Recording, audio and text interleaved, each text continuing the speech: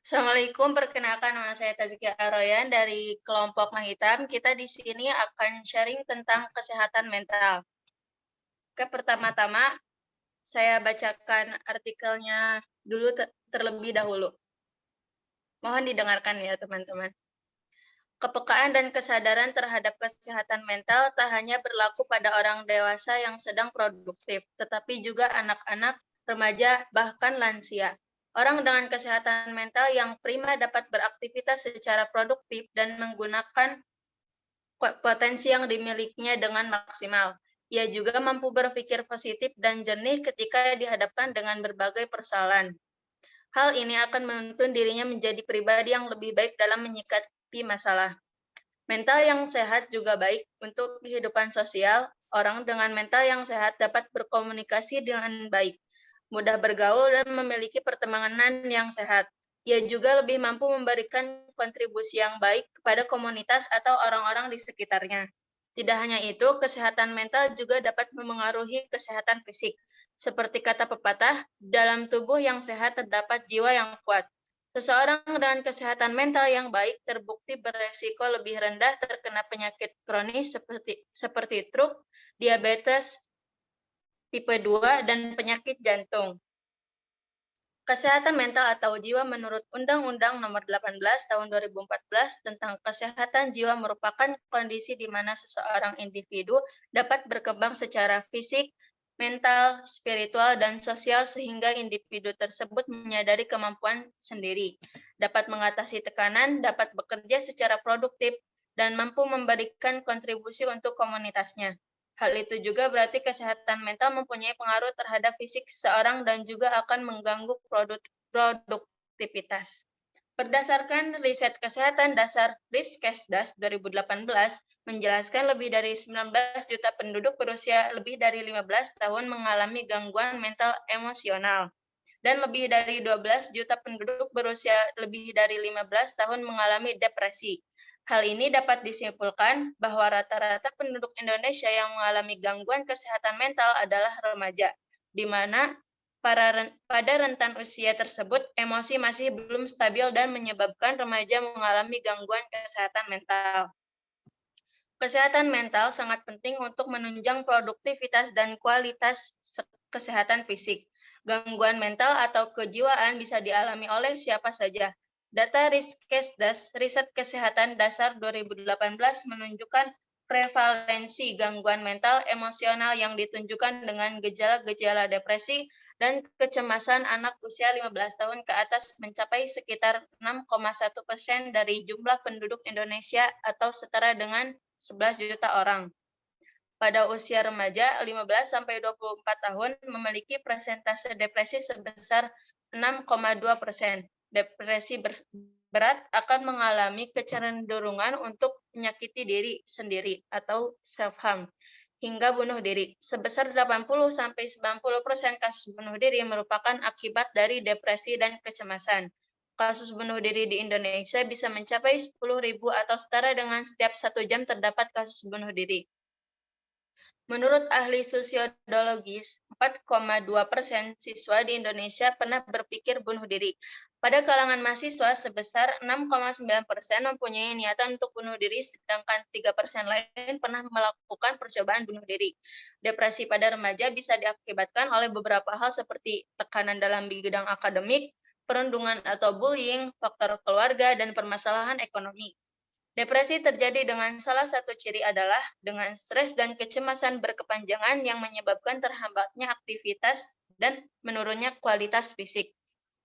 Pencegahan depresi dapat dilakukan dengan pengelolaan stres. Pengelolaan stres masing-masing individu berbeda. Ada yang mengelola stres dengan melakukan kegiatan yang disukai seperti hobi, melakukan kegiatan refreshing, mendekatkan diri dalam konteks spiritual keagamaan, hingga bercerita kepada orang lain untuk mengurangi beban stres. Terlepas dari stigma masyarakat, keberanian diri untuk terbuka terhadap orang lain dan berobat merupakan salah satu langkah yang tepat.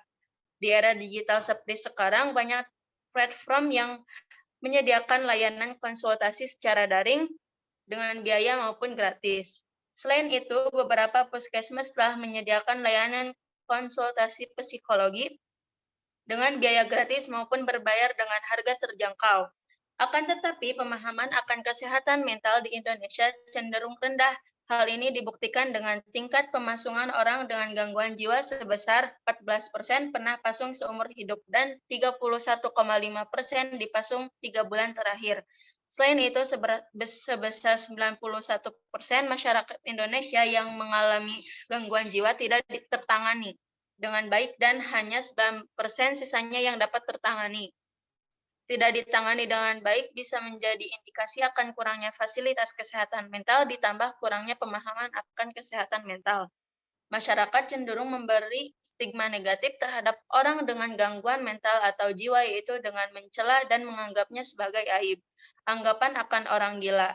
Selain itu, masyarakat yang kurang paham akan tanda-tanda gangguan mental depresi seperti yang mana depresi merupakan gangguan kesehatan mental yang baik yang paling sering ditemukan.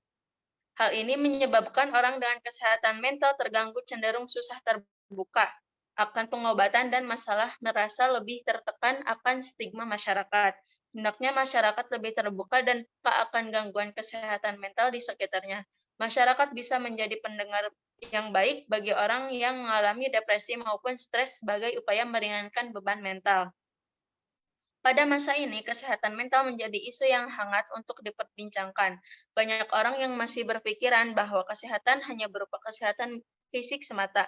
Mereka belum menyadari bahwa kesehatan mental juga sangat penting bagi keberlangsungan hidup seseorang. Menurut WHO, kesehatan mental merupakan keadaan sejahtera di mana setiap individu mewujudkan kemampuannya untuk mengelola stres kehidupan dengan wajar, untuk bekerja secara produktif, serta berperan di komunitasnya. Beberapa macam gangguan kesehatan mental yang sering ditemukan antara lain depresi, gangguan bipolar, skizofrenia atau halusinasi, dan gangguan kecemasan. Menurut pengamatan, bidang pendidikan menjadi salah satu penyebab remaja mengalami gangguan kesehatan mental, seperti kesulitan saat pembelajaran daring, dan tidak sedikit pula remaja yang tertekan karena tugas yang diberikan oleh guru tidak sesuai dengan porsinya. Sulitnya belajar pada masa pandemi seperti saat ini juga berakibat kepada remaja yang ingin melanjutkan ke jenjang universitas. Tidak sedikit remaja yang mentalnya terganggu pada saat menunggu hasil pengumuman kelulusan universitas. Tekanan yang didapatkan dari orang-orang sekitarnya juga dapat menyebabkan stres yang berakibatkan seseorang remaja terganggu kesehatan mentalnya. Selain itu, banyak faktor lain yang menjadi penyebab terjadinya kesehatan mental remaja terganggu, seperti faktor pernikahan, gaya hidup, genetik, masalah keluarga, ekonomi, sosial, dan faktor-faktor lingkungan lainnya. Pada masa ini, di mana zaman yang sudah maju akan ilmu pengetahuannya, masih banyak orang tua yang menganggap remeh kesehatan mental anaknya dikarenakan kurangnya edukasi serta pengetahuan orang tua mengenai pentingnya kesehatan mental. Akibatnya, banyak remaja yang kurang terbuka dan takut untuk bercerita kepada orang tuanya mengenai apa yang mereka rasakan selama ini, dan tidak sedikit pula remaja yang inner child-nya terluka. Namun, orang tua menganggap itu adalah hal yang biasa dan mengabaikan kesehatan mental anaknya. Sangat penting bagi kita untuk mengenali gejala-gejala yang menunjukkan bahwa remaja tersebut mengalami gangguan kesehatan mental. Gejala-gejala tersebut diantaranya yaitu merasa putus asa dan tidak berdaya, sering marah secara berlebihan, perubahan suasana hati dengan cepat, merasa sedih berkepanjangan, mengalami kecemasan, serta nafsu makan terganggu. Jika remaja di sekitar kita mengalami gejala-gejala tersebut, maka kita perlu memberikan perhatian lebih kepada mereka. Beberapa hal yang dapat kita lakukan yakni dengan mendengarkan cerita serta keluhan mereka, memberikan dukungan positif, memberikan dukungan emosional, dan meminta bantuan tenaga profesional yang ahli dalam menangani masalah kesehatan mental pada remaja seperti dokter, psikolog, konselor, dan psikiater. Pemerintah juga harus memberikan perhatian lebih terhadap kesehatan mental, khususnya bagi remaja, yaitu dengan meningkatkan layanan kesehatan mental di daerah-daerah tertentu atau kepada kelompok-kelompok masyarakat tertentu yang khususnya kepada orang tua, karena masih banyak orang tua di Indonesia yang belum aware mengenai kesehatan mental anak maupun lingkungannya. Dengan kondisi kesehatan mental yang baik akan memberikan banyak manfaat bagi diri sendiri maupun bagi orang lain. Jika kesehatan mental terganggu, kondisi fisik serta kualitas hidup seseorang dapat menurun. Pemerintah dan masyarakat juga perlu bekerja sama dalam memperhatikan kesehatan mental khususnya bagi remaja di Indonesia. Remaja merupakan generasi penerus bangsa yang diharapkan dan dapat berperan penuh dalam pembangunan demi kemajuan bangsa dan kesejahteraan masyarakat. Penting untuk diingat bahwa kesehatan mental merupakan hal yang tidak boleh diabaikan dan harus dipelihara dengan sebaik mungkin. Kesehatan mental harus diperhatikan selayaknya kesehatan fisik. Jika kesehatan mental terganggu, maka timbul gangguan mental. Maka dari itu, sebagai generasi yang sangat diharapkan oleh negara untuk memegang masa depan bangsa, alangkah lebih baik kita mengambil langkah dari sekarang untuk meminimalisir gangguan mental terjadi pada diri kita. Oke, teman-teman, dapat dipahami? Sekarang saya akan menunjuk satu persatu kepada teman-teman untuk memberikan opininya. Untuk Alfia, tadi sudah dibahas ciri-ciri orang yang memiliki mental yang sehat. Kalau dari Alfia sendiri, kira-kira gimana ya semisal orang tersebut mentalnya sedang tidak baik-baik saja? Oke, suaraku kedengeran ya Taskia. Halo teman-teman. Iya. Sesuai apa yang ditanyain Taskia, jadi ini aku simpulin beberapa opini aku dari pengalaman pribadi aku dan artikel atau jurnal yang aku dapat. Nah,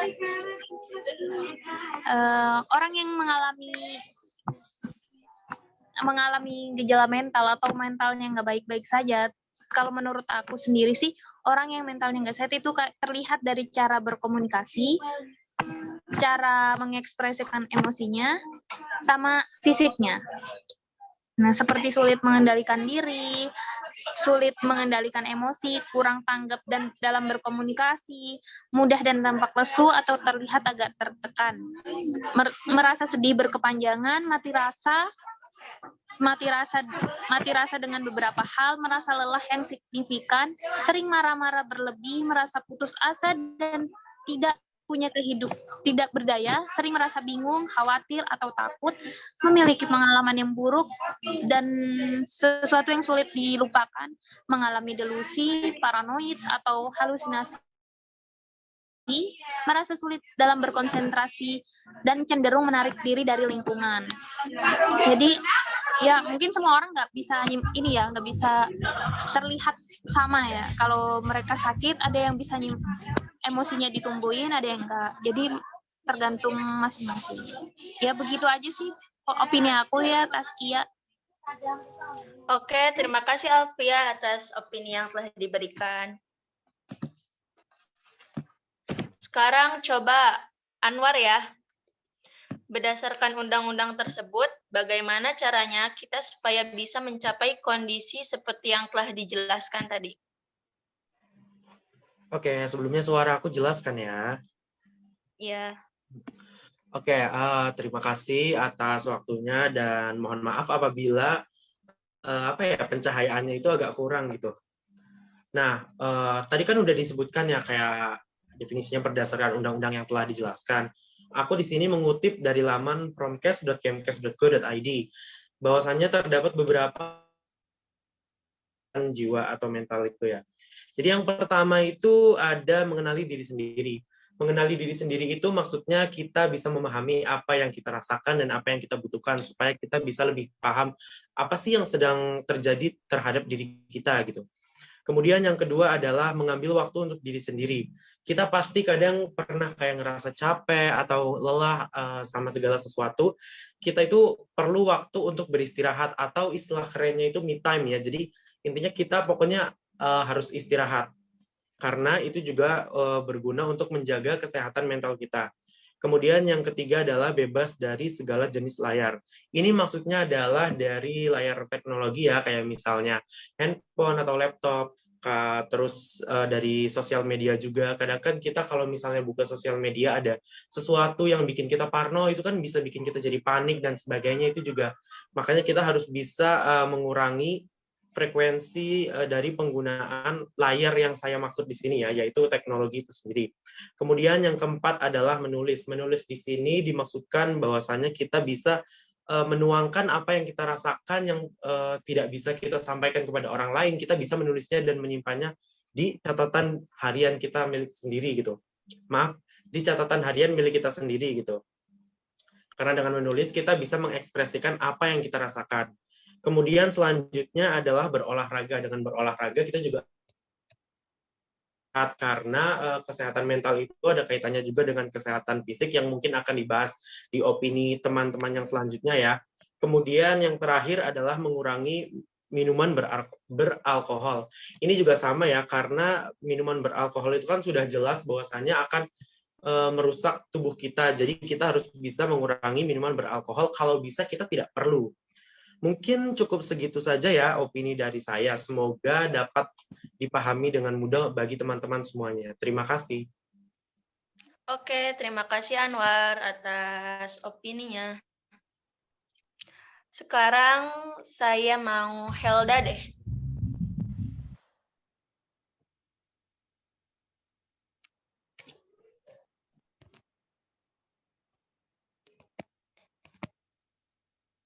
Helda? Iya Kak, Helda di sini.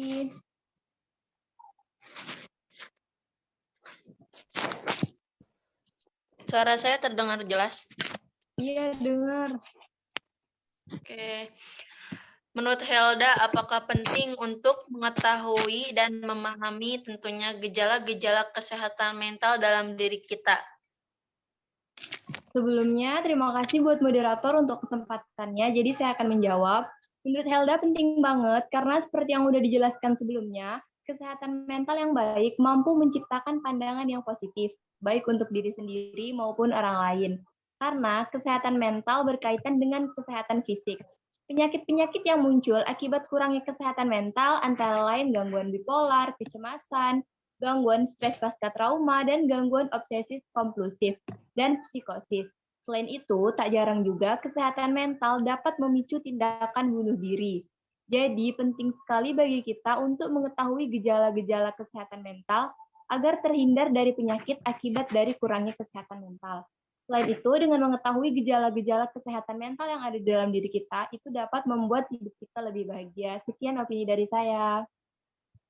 Oke, terima kasih Helda.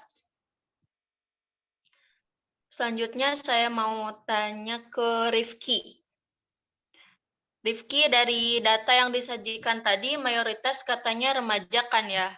Menurut Rifki, kenapa sih remaja bisa rentan terkena gangguan kesehatan mental? Oke, terima kasih atas pertanyaannya, Kak Taskia. Apakah suara saya terdengar dengan jelas? Terdengar? Oke, izin menjawab pertanyaannya ya, Kak. Opini saya ambil dari beberapa jurnal, website dari Kemenkes, dan analisis pribadi saya. Jadi, menurut saya, remaja rentan mengalami gangguan mental disebabkan usia remaja berada pada masa pubertas menuju masa kematangan atau dewasa. Di masa ini, terdapat banyak sekali perubahan yang begitu pesat, dari perubahan ciri fisik, perubahan emosional, perubahan cara berpikir, dan berperilaku. Selain itu, masa ini juga menjadi tempat menemukan jati diri seseorang. Perubahan-perubahan ini akan memberikan gejolak tersendiri bagi seorang remaja. Perubahan ciri fisik akan memberikan postur tubuh yang berbeda dari yang sebelumnya. Jika berlebihan atau tidak sesuai dengan kondisi lingkungan sekitar, berpotensi menjadi bahan perundungan. Perubahan emosional menjadikan remaja mudah mengalami mood swing atau perubahan mood yang tiba-tiba senang ataupun tiba-tiba sedih. Perubahan cara berpikir menjadikan remaja lebih memainkan logikanya, kemudian diimplementasikan melalui suatu perilaku. Namun, pada umumnya, pemikiran seorang remaja masih cukup dangkal dan kurang mendalam. Jika diukur berdasarkan tingkat pendidikan, usia remaja berada pada tingkat pendidikan sekolah menengah pertama sampai perguruan tinggi. Di tingkat pendidikan ini, remaja mulai dihadapkan dengan pelajaran-pelajaran yang jauh lebih berat dan jauh lebih sukar daripada sebelumnya. Apabila seorang remaja belum mampu menemukan pendirian atas dirinya sendiri dan belum mampu mengelola perubahan dalam dirinya sendiri, seorang remaja sangat rentan mengalami tekanan dan gangguan mental. Saya rasa fakta ini sangat relate banget dengan kita semua, apalagi para maba yang sedang melaksanakan PKKMB. Semoga jawaban yang saya berikan dapat menjawab pertanyaan Kak Rizkia. Terima kasih. Oke, terima kasih Rifki atas jawabannya. Selanjutnya Chandra. Chandra tadi disebutkan salah satu faktor penyebab depresi adalah keluarga. Coba Chandra jelaskan menurut kamu kenapa hal itu bisa terjadi? Oke, sebelumnya terima kasih buat Taskia atas kesempatannya. Izin aku mau jawab. Jadi, mengapa hal itu bisa terjadi? Hal itu bisa terjadi dikarenakan adanya stigma didikan orang tua yang dinilai paling baik tersebar di kalangan masyarakat. Aku kutip dari laman kumparan.com, faktor awal pemicu depresi pada anak itu adalah kurang dekatnya hubungan orang tua dengan anak. Hal tersebut dimulai dari minimnya menghargai prestasi anak, kurangnya memberikan sentuhan fisik, dan sedikit meluangkan waktu kepada anak. Bukan hanya itu, komunikasi satu arah dalam pengasuhan juga merupakan faktor terbesar depresi yang dialami oleh pada anak. Jika kita telusuri lebih dalam, peraturan ini biasanya sudah tersebar luas di kalangan masyarakat, terutama di Indonesia. Beberapa peraturan tersebut, seperti anak yang harus selalu menghormati orang tua, tapi tidak sebaliknya, anak harus dapat dilihat tapi tidak boleh didengar, dan anak dianggap bersalah jika marah terhadap hal yang dilakukan oleh orang tuanya. Contoh lainnya yaitu mengatur segala kegiatan anak semaunya tanpa berkomunikasi dengan sang anak, dan hanya memikirkan beban pikirannya sendiri. Padahal sebagai seorang anak, terutama yang telah memasuki usia remaja, pastinya sedang membutuhkan banyaknya arahan, dukungan, dan afeksi dari orang tuanya. Sementara itu, orang tua dengan pola asuh komunikasi satu arah dapat membuat anak merasa tertekan saat berada di lingkungan keluarganya. Mungkin segitu aja dari opini aku. Terima kasih. Oke, terima kasih Chandra atas opininya. Selanjutnya, saya mau nanya ke Tazkia deh. Tazkia Putra. Tazkia, seperti yang udah saya bacakan, menurut kamu apa relevansi antara kesehatan mental dengan produktivitas dan kualitas kesehatan fisik?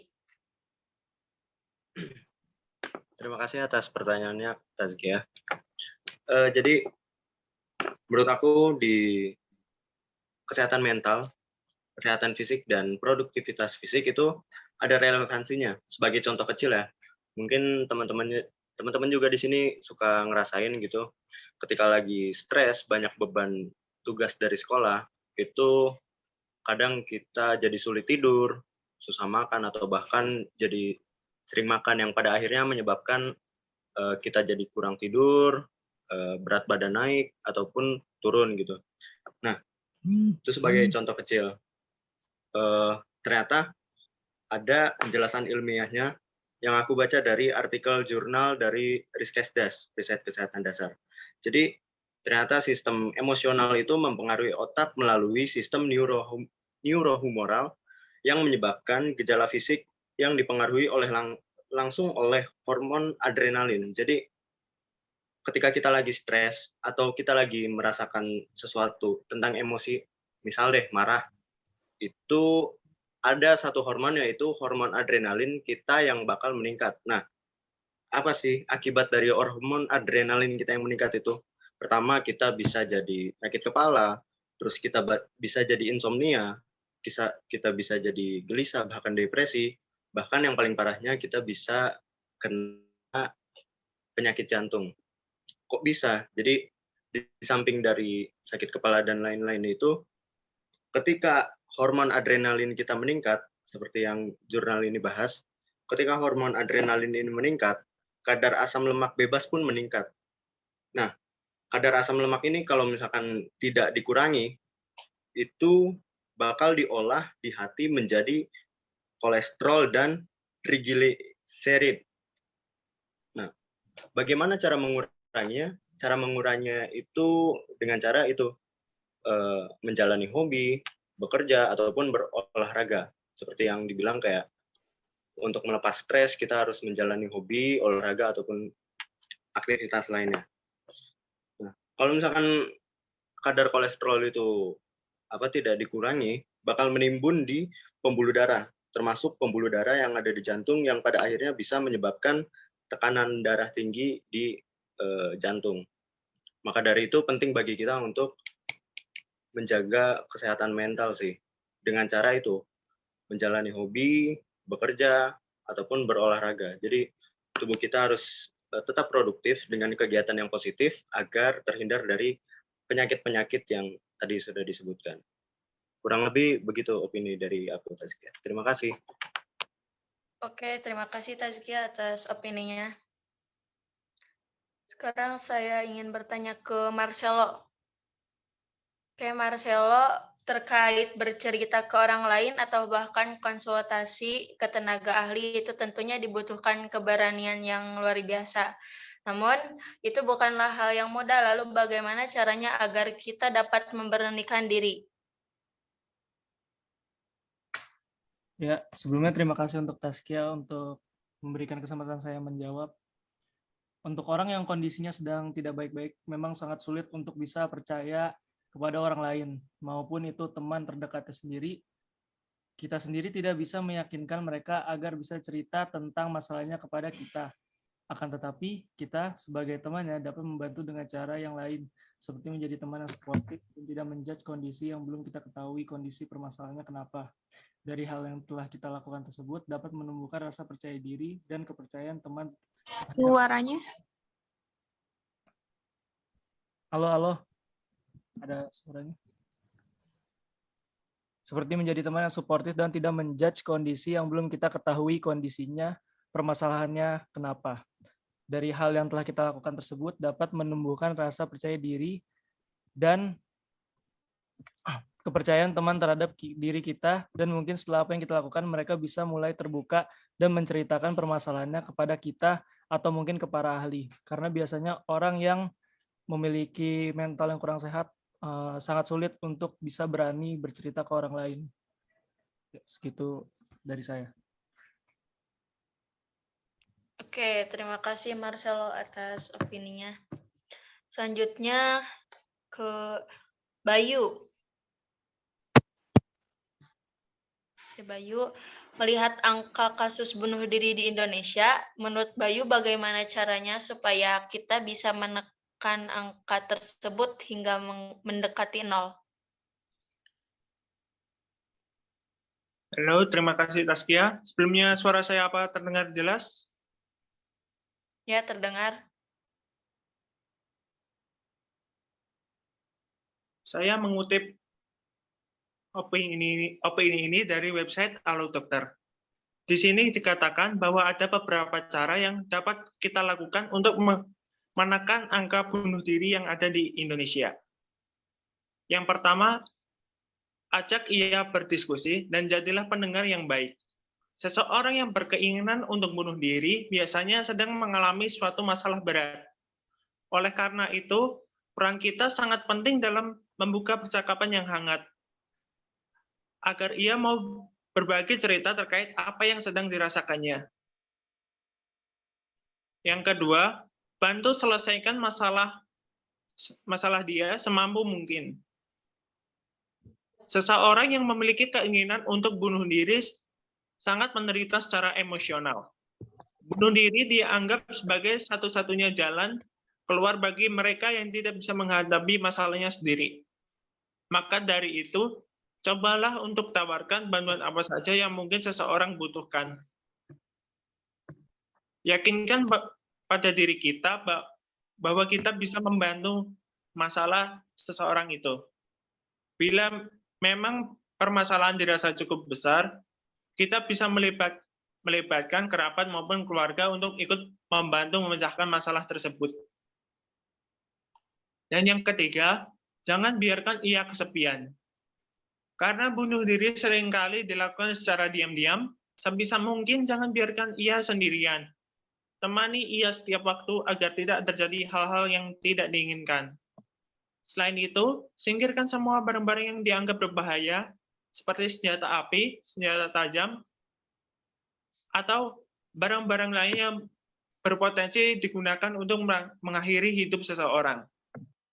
Dengan begitu, hasrat atau keinginan untuk bunuh diri pun bisa Dan yang terakhir, ajak ia untuk menemui psikolog atau psikiater. Bila memang usaha kita belum juga berhasil merubah niat atau menghilangkan niat untuk bunuh diri, satu-satunya jalan yang terbaik yaitu kita bisa membawa dia menemui psikiater atau psikolog. Nantinya, psikiater atau psikolog akan melakukan penanganan tergantung pada penyebab yang mendasari pikiran dan perilakunya untuk bunuh diri. Pada dasarnya, pencegahan bunuh diri pada seseorang bisa teratasi dengan baik selama keluarga dan temannya ikut peduli untuk membantu mencari jalan keluar permasalahan yang dihadapi oleh orang tersebut. Dengan mengetahui tanda seseorang ingin bunuh diri, maka angka bunuh diri di Indonesia ini pun bisa ditekan hingga mendekati 0%. Sekian pendapat dari saya. Kembali lagi ke Taskia. Terima kasih Bayu atas pendapatnya. Sekarang beralih ke Selvina. Oke, Selvina, kira-kira bagaimana pandangan masyarakat ketika mengetahui ada seseorang di sekitarnya yang memang kesehatan mentalnya atau jiwanya sedang terganggu? Oke, izin menjawab ya Kak Taskia. Di beberapa bulan kebelakang ini, kesadaran masyarakat dalam isu kesehatan mental dinilai terus berkembang.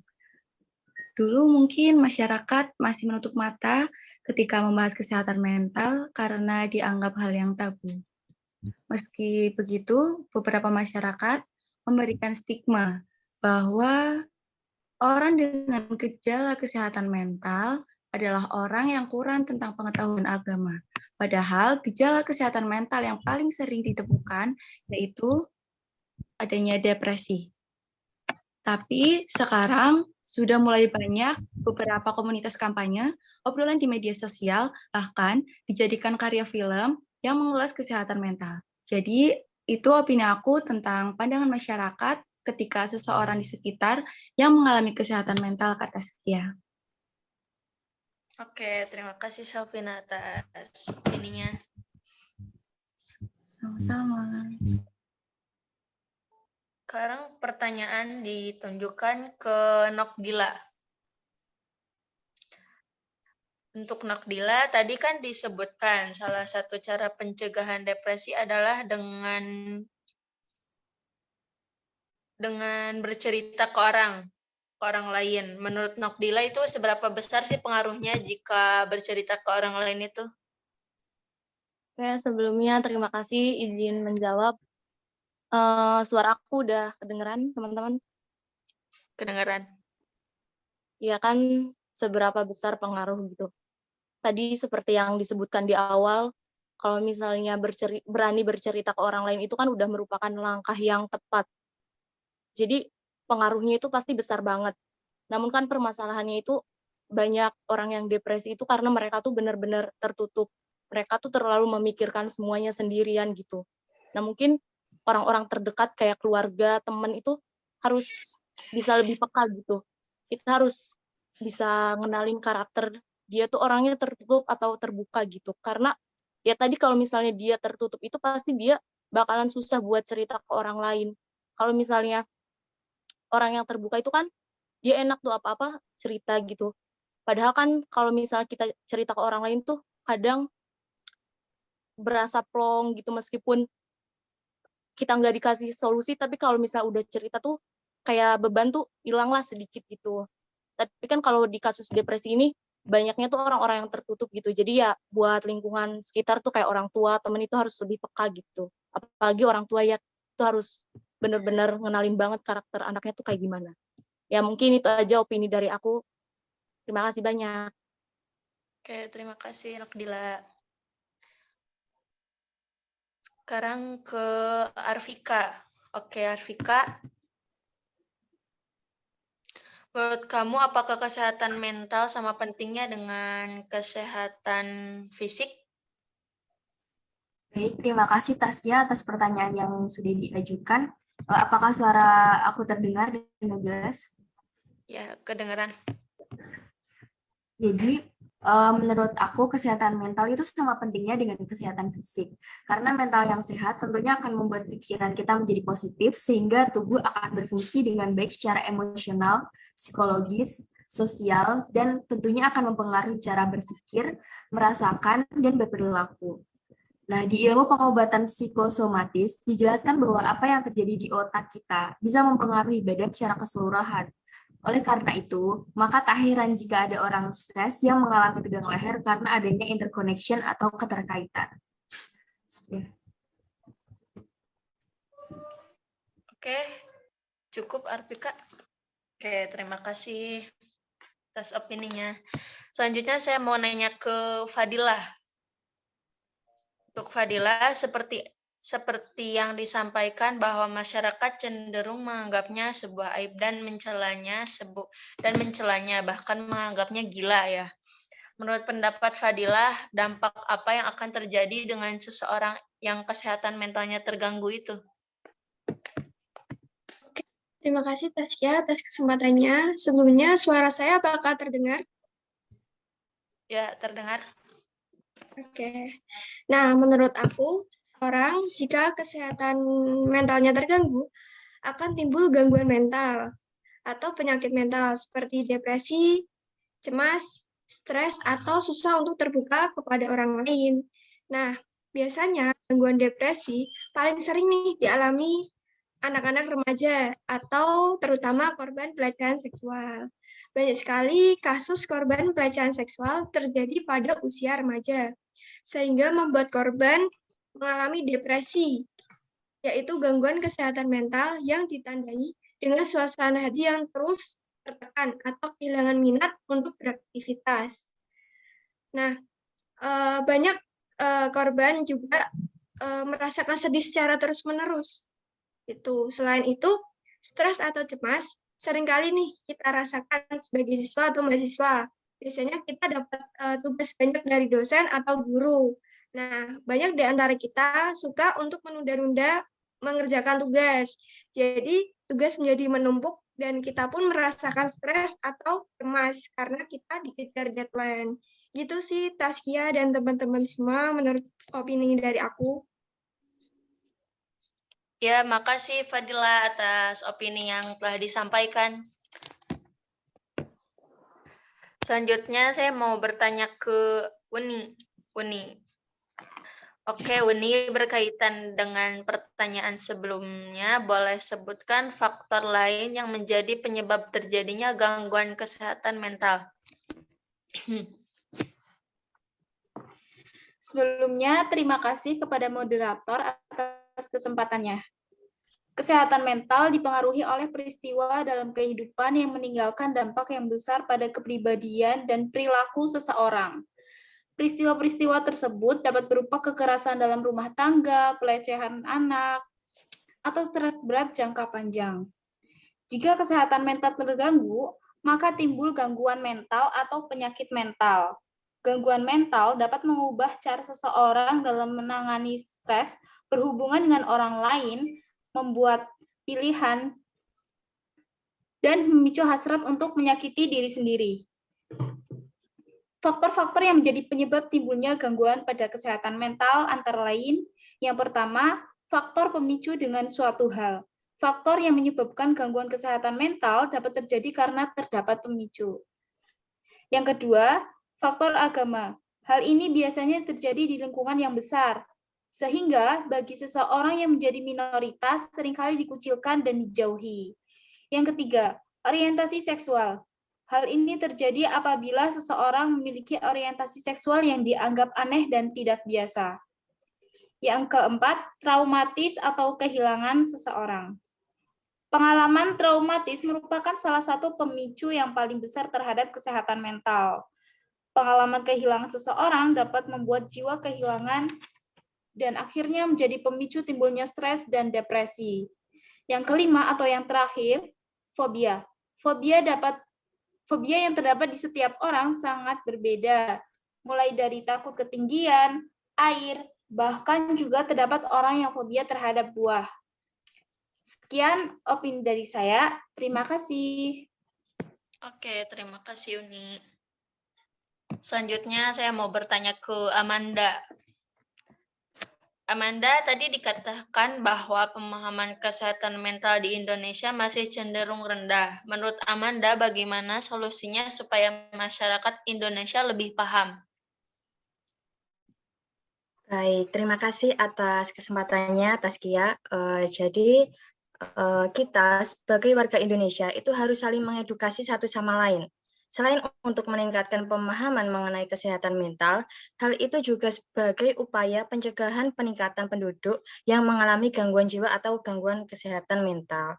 Ada salah satu namanya itu konsep person in environment, di mana konsep ini menitikberatkan kepada relation gitu antara individu dengan lingkungannya sekitar. Jadi dengan menerapkan konsep tersebut, kita jadi bisa melihat permasalahan mental itu bukan hanya dari satu sisi saja, tapi juga di sisi yang berbeda. Gitu. Peningkatan kesehatan mental itu juga harus dimulai dengan meningkatkan psikoedukasi, memperluas informasi, dan menyebarkannya kepada orang-orang terdekat. Selain itu, upaya ini juga harus diimbangi dengan peningkatan jumlah tenaga kesehatan mental di Indonesia, salah satunya itu dengan adanya psikolog di puskesmas. Karena dengan adanya psikolog di puskesmas, masyarakat yang memiliki permasalahan kesehatan mental akan lebih mudah dalam hal sarana maupun finansial. Itu akan sangat membantu masyarakat untuk memeriksakan kesehatan mentalnya. Seperti itu kira-kira opini yang bisa aku bagikan ke teman-teman. Kembalikan ke Taskia, silakan. Oke, makasih Amanda atas opini yang telah diberikannya. Selanjutnya, Gibran. Oke, Gibran, menurut Gibran, apakah kondisi mental kita berpengaruh untuk kehidupan kita di hari ini atau untuk kedepannya? Baik, terima kasih atas pertanyaannya. Minta izin menjawab saudara-saudara. Opini ini saya ambil dari pengalaman pribadi saya bahwa kesehatan mental sangat berpengaruh pada kehidupan orang itu sendiri. Karena kesehatan mental itu yang mempengaruhi emosi seseorang. Jika kesehatan mental terganggu, maka mengakibatkan emosi yang tidak terkendali saat melakukan aktivitas sehari-hari. Contohnya muncul rasa cemas, mudah marah, dan lain-lain. Tapi lain jika kesehatan mental seseorang sedang baik, maka orang itu akan mampu mengendalikan emosi masing-masing dan akan menghasilkan kegiatan positif, misalnya dapat berpikir dengan jernih dan sebagainya. Cukup sekian opini saya, terima kasih. Saya kembalikan ke moderator.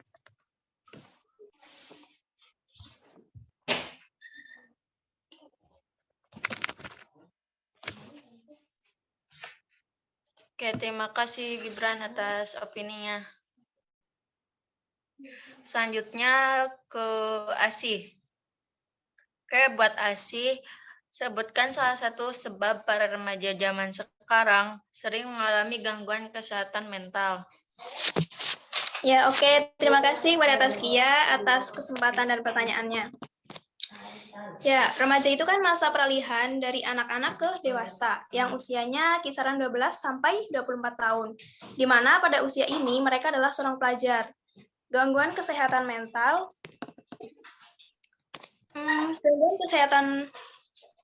mental terutama saat pandemi seperti saat ini.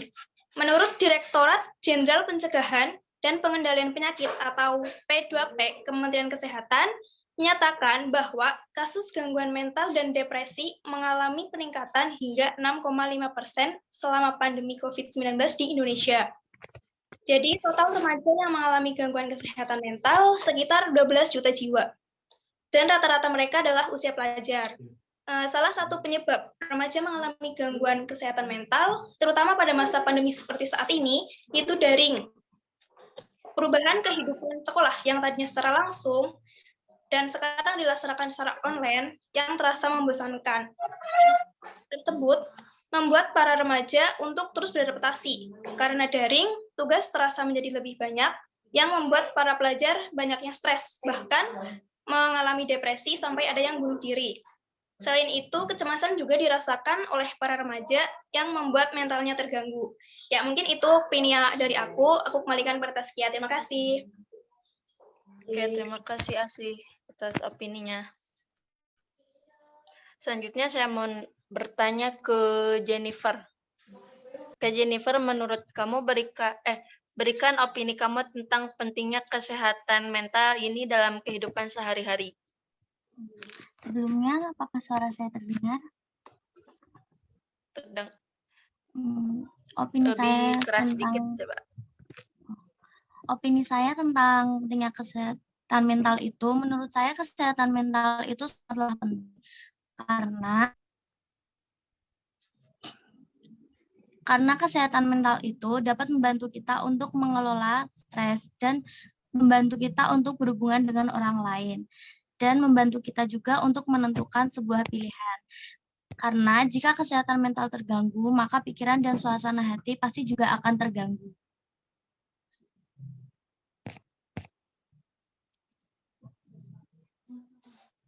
Sepertinya itu aja. Oke, terima kasih atas opininya Jennifer.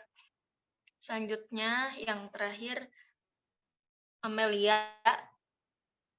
Ke Amelia sekarang, kira-kira upaya apa yang bisa pemerintah lakukan terhadap kesehatan mental kita, terutama para remaja seperti kita ini?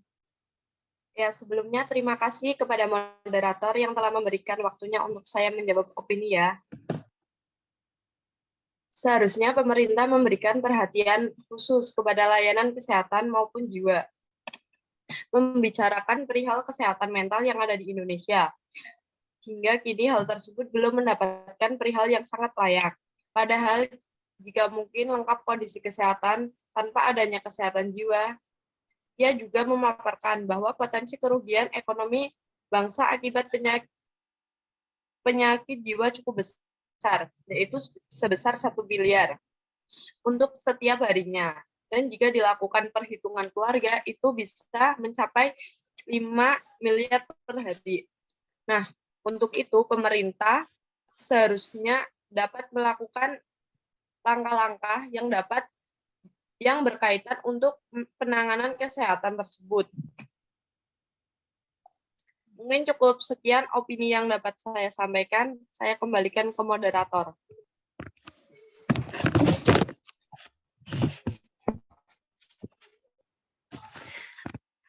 Oke, terima kasih atas opininya Amelia. Mungkin sekian diskusi yang dapat kita sampaikan. Mohon maaf jika ada kesalahan kata dari kita dan perilaku yang tidak mengenakan. Terima kasih. Assalamualaikum warahmatullahi wabarakatuh.